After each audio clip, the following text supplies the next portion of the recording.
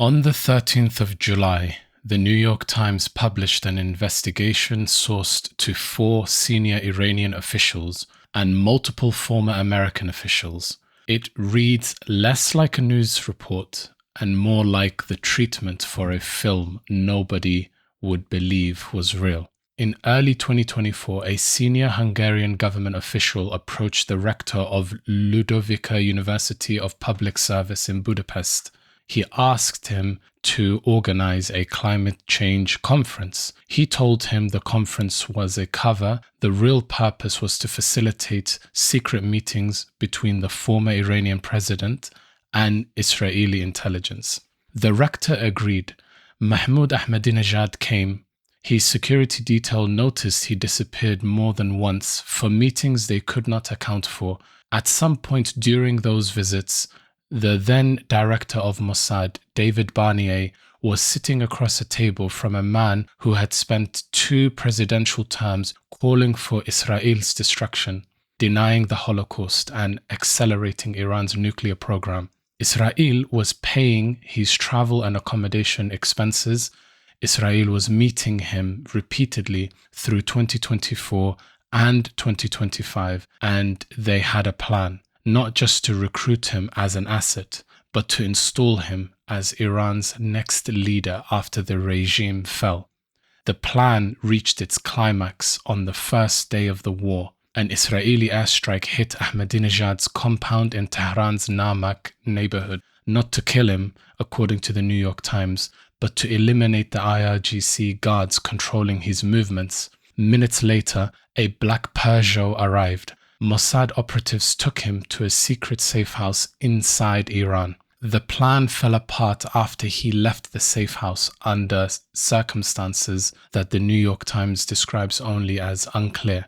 He reappeared publicly at Khamenei's funeral, photographed in heavy clothing in 45-degree heat, surrounded by what appeared to be minders, head down, not speaking. He is now, according to 4 senior Iranian officials, under house arrest by the IRGC's intelligence wing. One of his former associates told the New York Times on the record he would not do it for money. He has money. He would do it for power, and he wants to be at the helm again.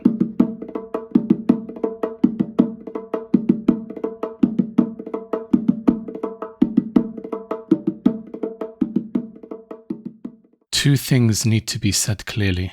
The story is sourced to officials who spoke anonymously. Neither have the Israelis nor the Iranian governments publicly confirmed the story. And in fact, Iran's government position is to try to downplay it. Serious analysts ask whether a story this detailed and this perfectly timed is itself an intelligence operation, a narrative planted to serve purposes not yet visible. That question is legitimate and should remain open. What is not in dispute is the image at Khamenei's funeral. Ahmadinejad looked nothing like a free man attending a public ceremony. Iran's 2 other living former presidents, Rouhani and Khatami, were not there. However, Ahmadinejad was. But he appeared to have no choice about it. That image is documented. That image requires no anonymous sources. Place this story next to what this channel has previously established about Iran. Khamenei wrote to Jimmy Carter's White House from his Paris villa in 1979 to assure Washington that the oil would keep flowing and that he would not be a problem. The Iranian army stood down. The Shah was written off between meals at Guadalupe. As we have documented, Iran's axis of resistance was always a sectarian expansion dressed as Palestinian liberation. Trita Parsi established in his award-winning 2007 book, The Treacherous Alliance, that Iran's policy was to bark but never bite, that the revolutionary regime's ideology and lurid rhetoric consistently veiled a pursuit of sectarian and regional power. The New York Times now tells us that Mossad was simultaneously grooming Ahmadinejad as a replacement leader, a man whose own associates say told confidants that if restored to power with foreign backing, he intended to normalize with Israel through the Abraham Accords. The man Iran spent 30 years presenting as its most virulent anti-Zionist voice was, in the documented account of 4 senior Iranian officials and multiple former American officials accepting Israeli money, attending Mossad-arranged meetings, and discussing normalization. This is not a story about an enemy relationship.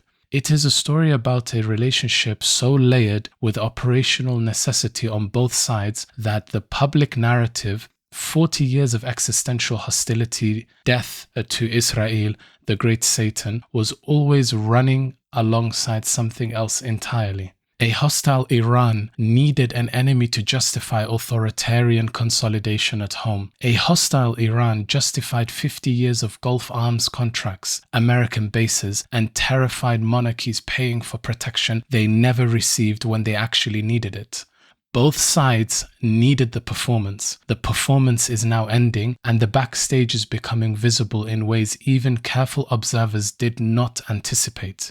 Each revelation accumulates in the same direction. The Khamenei letter to Carter, the systematic decapitation of hardline IRGC leadership, Israeli bases in Iraq's western desert, and now Ahmadinejad in a Budapest university discussing his post-regime future with the director of the intelligence service he had spent 8 years denouncing. Each data point alone is deniable. Together, they describe a consistent picture that the people who lived under these arrangements in Gaza, in Iraq, in Syria, recognized long before any of it appeared in a New York Times investigation. When evidence of Iranian collaboration with American and Israeli interests surfaces, a predictable response follows online. Not engagement with the evidence, but rather a preemptive dismissal of the source. The claim that the story is propaganda regardless of what it actually says, or who said it, or what the documented record shows. This channel has its own views about some of the actors whose rehabilitations these revelations serve. That is separate from the evidence. Dismissing documented material on the grounds of who it is convenient for is not analysis. It is the same mechanism applied from below that this series has spent every episode documenting from above. The institutions that managed the Iran narrative for 50 years did not want you looking at what was actually happening. Online communities that reflexively dismiss contradictory evidence perform the same function from the other direction. The axis of resistance was always a label. The man at its rhetorical center was, in the documented account of 4 senior Iranian officials and multiple former American officials, in a Budapest safe house talking to Mossad. The label did not protect Palestine. It did not protect Iraq. It did not protect Syria. It protected the people who wore it until they were no longer useful. And then the black Peugeot arrived. The world is complex. The noise is deliberate. The spectrum cuts through it.